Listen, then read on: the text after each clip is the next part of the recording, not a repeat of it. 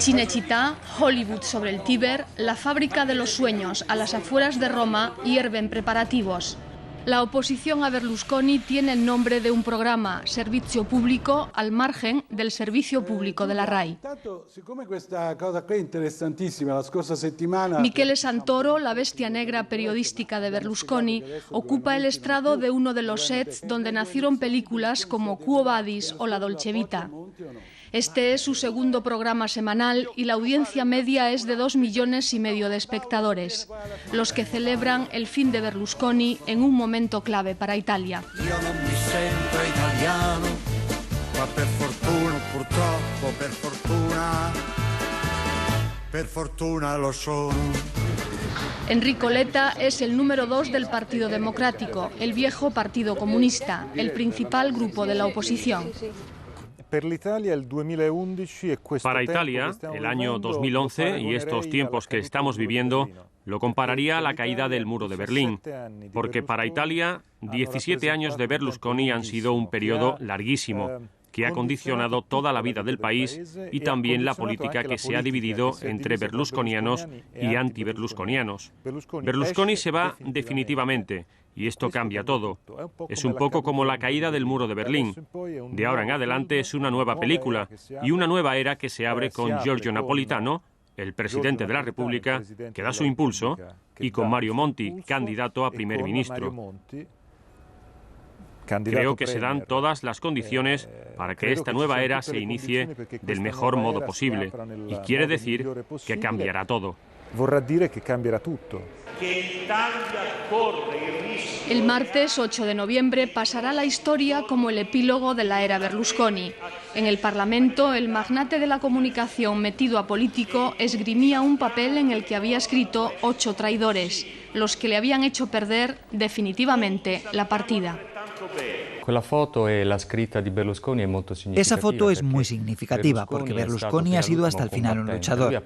Ha pensado hasta el final que podía tener la mayoría en el Parlamento. No era totalmente consciente de que estaba perdiendo la mayoría. Pensaba que los que se habían ido eran traidores.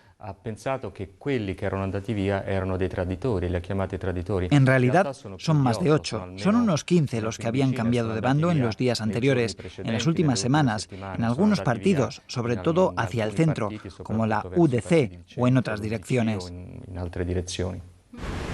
El miércoles 9 de noviembre, Italia se hallaba al borde del abismo.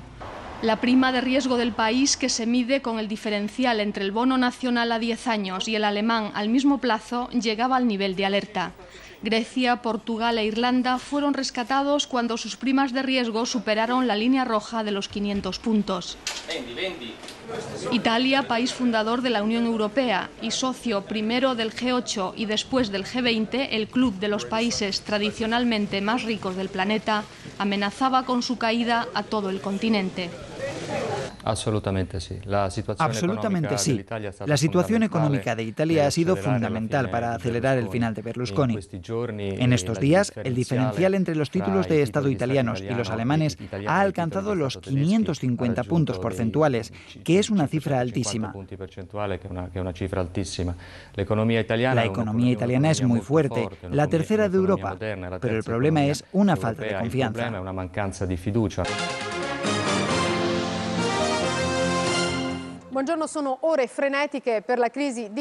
El jueves 10 de noviembre, con su propia industria televisiva y de medios en dificultades, Berlusconi anunciaba su dimisión una vez aprobado el paquete de medidas impuesto al país por Bruselas.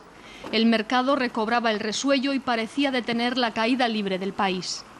El presidente de la República, Giorgio Napolitano, apuntalaba la salida de Berlusconi del Ejecutivo con el anuncio de un gobierno de emergencia. El gobierno Monti que está a punto de nacer lo vamos a sostener todos los grandes partidos italianos, a sabiendas de que el bipolarismo y la alternancia entre nosotros y el partido que Berlusconi ha creado de centro-derecha tendrá que jugar un papel en las próximas elecciones. Es una alternativa que deberá meterse en juego en las próximas elecciones. No a confusiones y sí a la claridad, en un país que redescubre sobriedad, reglas, ganas de dar un paso detrás de otro y no de vivir por encima de sus posibilidades como han sido estos años. Enrico Letta es uno de los nombres que se barajan como vicepresidente o ministro del nuevo gobierno de Mario Monti.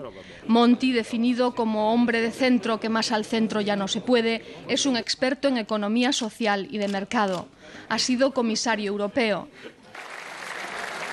Napolitano, al nombrarle senador vitalicio, le abría de par en par las puertas del gobierno, ya conocido como Governissimo, o como Governo Monti Sacrifici Pronti, por todas las medidas impopulares que deberá tomar para meter en cintura al país. Silvio, Armstrong, Koster, Berlusconi. Il Cavaliere, el caballero, como era conocido, entró en tromba en la política en 1994, después de un bienio dominado por el escándalo de Tangentopoli, los pagos transversales que minaron la Primera República Italiana, nacida tras la Segunda Guerra Mundial y dominada por un partido único, la Democracia Cristiana.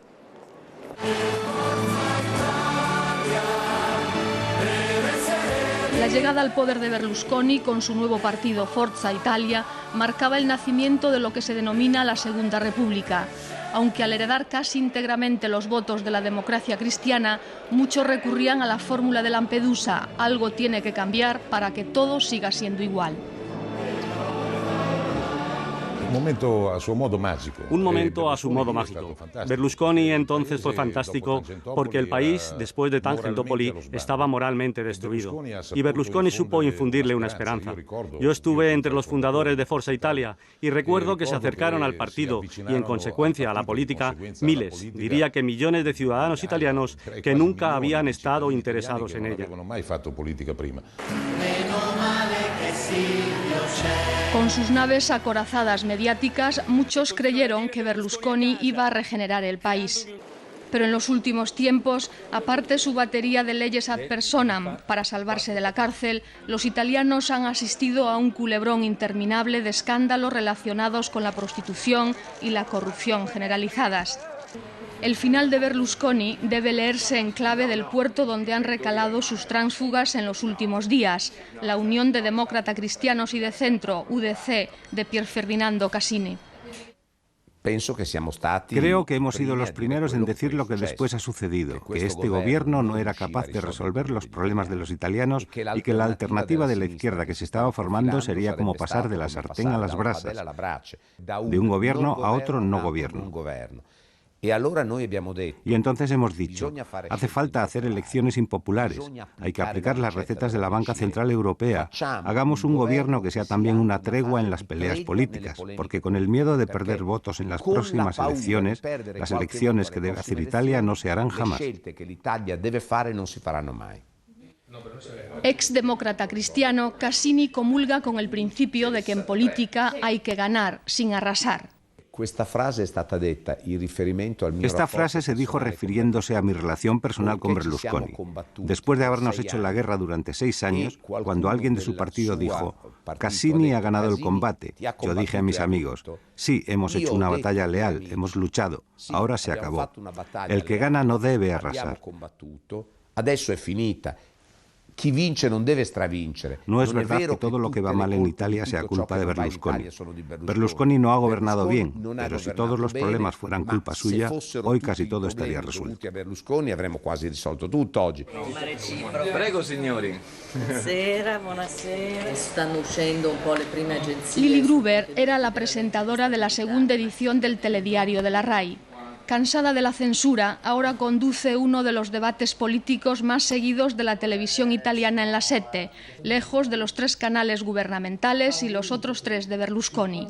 Es el único donde están prohibidas las descalificaciones y los gritos.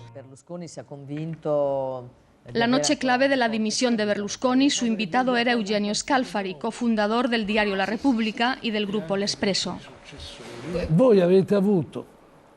Vosotros habéis tenido un primer ministro, Zapatero, que habrá tenido miles de defectos, pero también muchas cualidades, al menos a nuestros ojos. Lo mejor, el modo en que ha salido de escena. Nosotros hemos tenido, en mi opinión, un pésimo presidente del gobierno que ha mostrado lo peor de sí mismo en los últimos días. El Parlamento de papel, tanto italiano como a nivel internacional, parecen celebrar el fin de la era Berlusconi, con voces discordantes. Seguro que va a ir todo mejor, también desde el punto de vista moral y social. Culturalmente este país necesita una renovación total.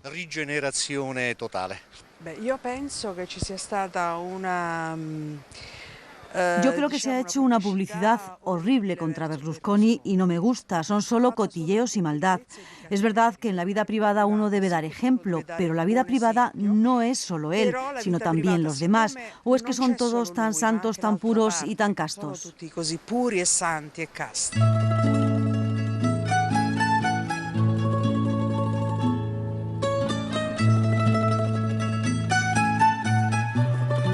Desde Rómulo y Remo a Berlusconi, Roma, no en vano la ciudad eterna, parece haber vivido siempre al margen del tiempo. Pero ahora, precisamente, en lo que todo el mundo parece estar de acuerdo es en que no hay tiempo que perder. El mayor diario económico de Italia, Il Sole 24 Ore, titulaba «Daos prisa a los políticos encargados de formar un nuevo gobierno». Una carrera contrarreloj para evitar el abismo al que todo el mundo asocia a Berlusconi. Su partido está al borde de la implosión, lo mismo que una clase política, aunque tal vez no la de una casta. Hace 4 años, 2 periodistas del Corriere della Sera publicaban un libro, La casta, sobre el escándalo de los privilegios de los políticos. Noi dobbiamo considerare una cosa, que l'Italia ha il Parlamento più costoso del mundo. Tenemos que considerar algo. Italia tiene el Parlamento más caro del mundo. Cada ciudadano italiano gasta para mantener el Parlamento 27 euros, contra 13 de los franceses, 10 de los ingleses, 5 de los americanos y creo que los españoles sea más o menos en torno a esa cifra. Por hacer un parangón, el Parlamento italiano cuesta 10 veces lo que cuestan las Cortes, el doble del Parlamento inglés, a pesar de que en esa Cámara tengan más diputados.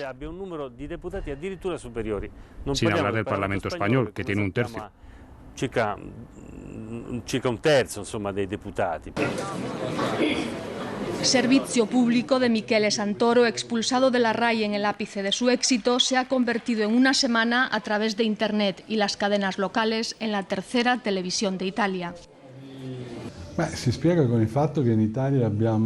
En Italia tenemos una ocupación sustancial del servicio público televisivo de la RAI por parte de los partidos, que se ha vuelto particularmente grave desde el momento en el que Berlusconi se convirtió en el primer ministro del gobierno.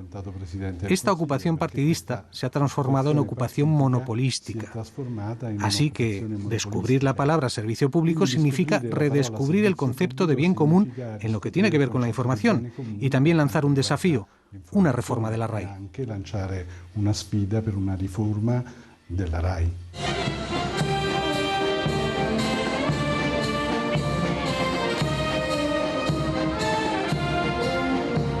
Como en El gato pardo de Lampedusa, la cuestión ahora es saber qué clase política llegará después de la actual, después de la casta, después de Berlusconi.